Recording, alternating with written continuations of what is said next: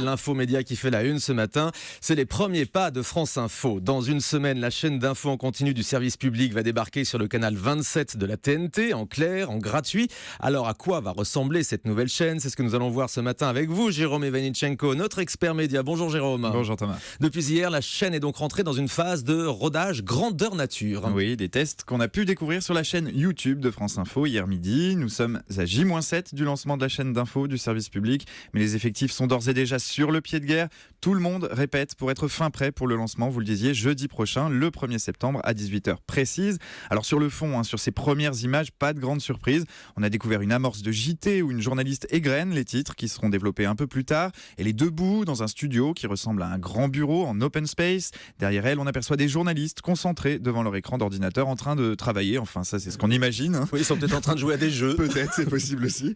L'identité visuelle de la chaîne se veut très moderne, très 2.0, comme on dit, largement inspiré de l'univers numérique. Et puis un grand classique, un bandeau déroulant au bas de l'écran qui expose les breaking news. Sur la forme, soyons honnêtes, rien de bien révolutionnaire. On a tout de même noté ce petit détail. Derrière la journaliste, on voit aussi des canapés. Et ça n'est pas si anecdotique. C'est révélateur d'une tendance qui va débarquer en masse en cette rentrée sur nos écrans. Cette tendance, elle porte un nom. On appelle ça le Couch News. En gros, l'info sur canapé. C'est un dispositif qui nous vient des États-Unis, où les chaînes info ont pris l'habitude de présenter certaines chroniques ou interviews de leur matinale sur des canapés que vous allez voir un peu partout, sur LCI, sur BFM aussi, et donc sur France Info. Le but, c'est de créer de la convivialité, de réveiller le téléspectateur dans une ambiance chaleureuse. À l'américaine donc. Alors cette phase de test, elle a surtout pour objectif d'éviter les bugs à l'antenne lors du lancement de la chaîne la semaine prochaine. Oui, Germain Dagonier, l'homme qui pilote ce projet de chaîne info publique, expliquait hier à l'AFP que cette période devait surtout rôder la coordination des équipes. Vous le savez, France Info est construite autour de plusieurs acteurs.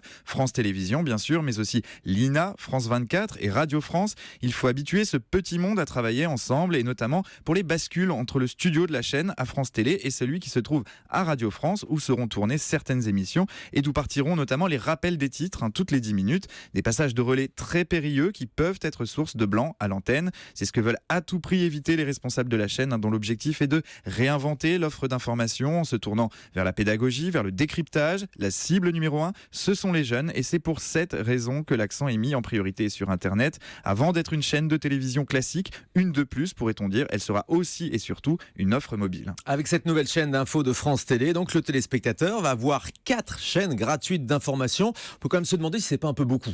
C'est vrai qu'avec BFM TV, iTélé et LCI, cette nouvelle chaîne de service public portera en effet à 4 le nombre d'antennes dédiées à l'info. Ça fait naître une question: tout le monde peut-il continuer à survivre? Cette inquiétude, elle est exprimée très clairement depuis de longs mois par BFM TV, qui y voit même un risque social qui pourrait entraîner des réductions d'effectifs. Mais cette chaîne d'info, c'était la marotte de Delphine Ernotte lorsqu'elle est arrivée à la tête de France Télévisions il y a tout juste un an. Reste donc à trouver sa place dans une offre déjà pléthorique, vous le disiez. Il est là le principal grief formulé par les opposants à ce projet. Le dernier en date, c'est Nicolas Sarkozy, dans Tout pour la France, son livre Programme, sorti il y a 2 jours. Il a stigmatisé le projet. Selon lui, il y a trop de chaînes sur le service public.